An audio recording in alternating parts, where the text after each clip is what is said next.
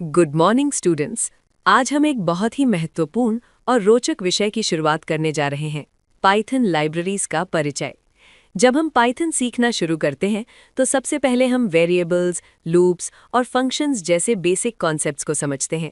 इनकी मदद से हम छोटे छोटे प्रोग्राम्स आसानी से बना लेते हैं और हमें लगता है कि हम प्रोग्रामिंग को अच्छी तरह समझ चुके हैं। लेकिन जैसे ही हम वास्तविक दुनिया की समस्याओं यानी रियल वर्ल्ड प्रॉब्लम्स की ओर बढ़ते हैं, हमें धीरे धीरे यह एहसास होता है कि केवल ये बेसिक टूल्स पर्याप्त नहीं है। अब जरा एक स्थिति की कल्पना कीजिए। आपको हजारों या लाखों नंबर्स पर कैलकुलेशन करनी है, 10,000 स्टूडेंट्स के मार्क्स का एनालिसिस करना है, डेटा को समझने के लिए ग्राफ्स बनानी है या फिर एक ऐसा मॉडल तैयार करना है जो भविष्य की भविष्यवाणी कर सके। यदि आप ये सभी काम केवल बेसिक पाइथन के माध्यम से करने का प्रयास करेंगे तो आपका कोड बहुत लंबा हो जाएगा, प्रोग्राम की स्पीड कम हो जाएगी और एरर्स की संभावना भी काफ़ी बढ़ जाएगी। यहीं पर हमें एक ऐसे समाधान की आवश्यकता होती है जो हमारे काम को सरल, तेज और अधिक प्रभावी बना सके। इसी आवश्यकता को पूरा करती हैं पाइथन लाइब्रेरीज। पाइथन लाइब्रेरी दरअसल पहले से लिखा हुआ कोड होता है जिसे किसी विशेष कार्य को ध्यान में रखकर तैयार किया गया होता है। इसका अर्थ ये है कि हमें हर चीज़ शुरुआत से बनाने की आवश्यकता नहीं होती, बल्कि हम इन तैयार टूल्स का उपयोग करके सीधे अपने मुख्य प्रॉब्लम पर ध्यान केंद्रित कर सकते हैं। यदि इसे एक सरल उदाहरण से समझे तो जैसे घर बनाने के लिए हम खुद ईंटें, सीमेंट या लोहे का निर्माण नहीं करते, बल्कि तैयार सामग्री का उपयोग करते हैं ताकि काम जल्दी और बेहतर तरीके से हो सके। ठीक उसी प्रकार पाइथन लाइब्रेरीज हमें रेडीमेड सॉल्यूशंस प्रदान करती हैं। जब हम लाइब्रेरीज का उपयोग करते हैं तो हमें कई महत्वपूर्ण लाभ प्राप्त होते हैं। सबसे पहला लाभ है गति।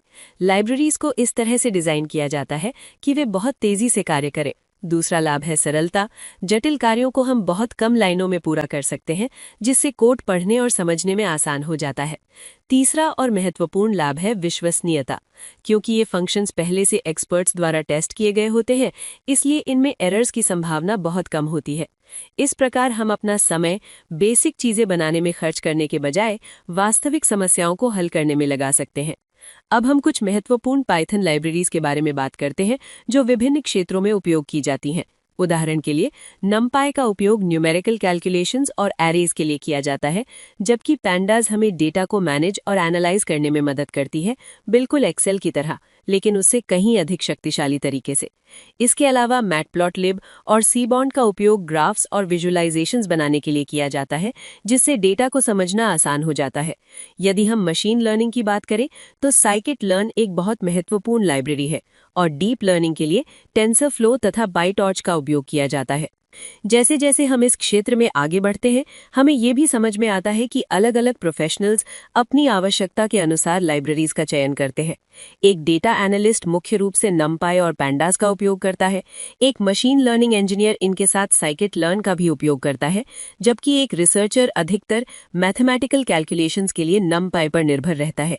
इससे हमें ये सीखने को मिलता है कि प्रोग्रामिंग में सफलता केवल कोडिंग जानने से नहीं, बल्कि सही टूल्स का सही समय पर उपयोग करने से मिलती है।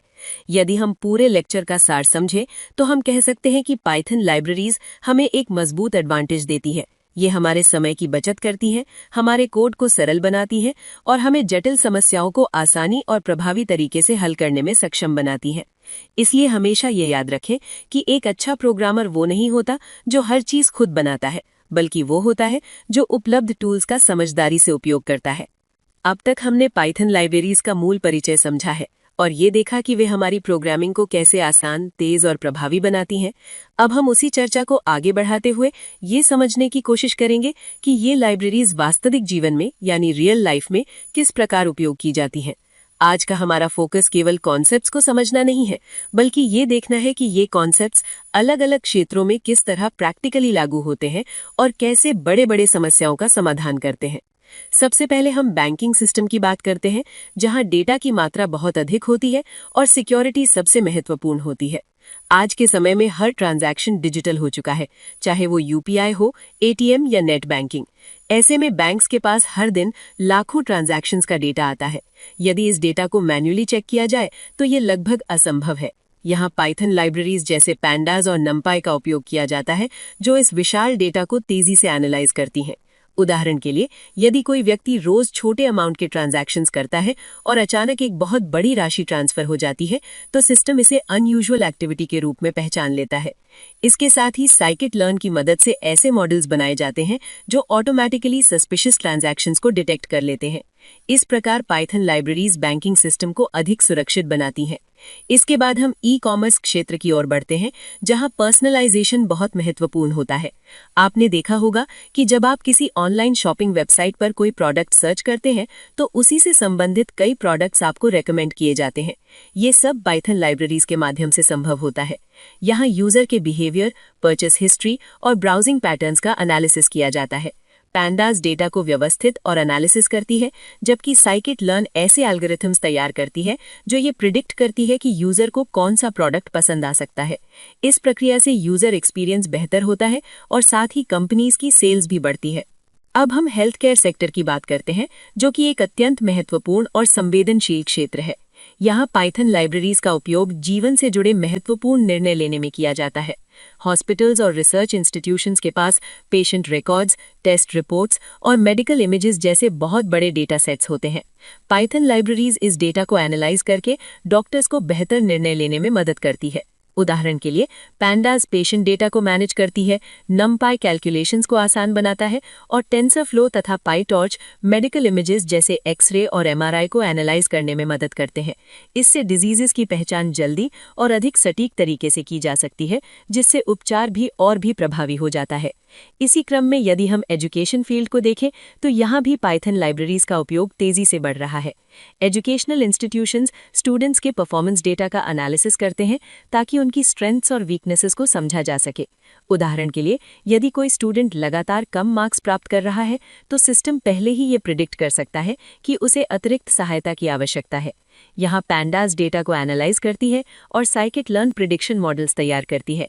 इससे टीचर्स को समय पर इंटरवेंशन करने में मदद मिलती है और स्टूडेंट्स अपनी परफॉर्मेंस में सुधार कर सकते हैं। अंत में हम सोशल मीडिया प्लेटफॉर्म्स की बात करते हैं, जो आज हमारे दैनिक जीवन का एक महत्वपूर्ण हिस्सा बन चुके हैं। आपने अवश्य ध्यान दिया होगा कि आप जिस प्रकार का कंटेंट देखते हैं, उसी प्रकार का कंटेंट आपको बार बार दिखाई देता है। ये सब पाइथन लाइब्रेरीज की सहायता से होता है, जो यूजर के लाइक्स, कमेंट्स, शेयर्स और वॉच टाइम का एनालिसिस करती है। मैटप्लॉटलिब और सीबॉन्ड डेटा को विजुअलाइज करने में मदद करती है, जबकि मशीन लर्निंग टेक्निक्स यूजर की रुचियों को समझकर पर्सनलाइज्ड कंटेंट प्रदान करती है। इसके अतिरिक्त ये लाइब्रेरीज फेक अकाउंट्स और हार्मफुल एक्टिविटीज को पहचानने में भी मदद करती हैं, जिससे प्लेटफॉर्म्स को अधिक सुरक्षित बनाया जा सकता है। यदि हम इन सभी उदाहरणों को एक साथ देखें, तो हमें ये स्पष्ट रूप से समझ में आता है कि आज के समय में हर क्षेत्र डेटा पर आधारित है और उस डेटा को मीनिंगफुल इन्फॉर्मेशन में बदलने के लिए पाइथन लाइब्रेरीज एक अत्यंत महत्वपूर्ण टूल है। चाहे बैंकिंग हो, ई-कॉमर्स, हेल्थ केयर, एजुकेशन या सोशल मीडिया, हर जगह लाइब्रेरीज का उपयोग बड़े स्तर पर डेटा को प्रोसेस, एनालाइज और समझने के लिए किया जा रहा है। अंततः हम ये कह सकते हैं कि पाइथन लाइब्रेरीज केवल प्रोग्रामिंग को आसान बनाने का माध्यम नहीं है, बल्कि ये हमें वास्तविक दुनिया की जटिल समस्याओं को प्रभावी तरीके से हल करने की क्षमता प्रदान करती है। इसलिए हमेशा ये याद रखें कि एक अच्छा प्रोग्रामर वो नहीं होता जो हर चीज खुद बनाता है, बल्कि वो होता है जो उपलब्ध टूल्स का समझदारी से उपयोग करता है।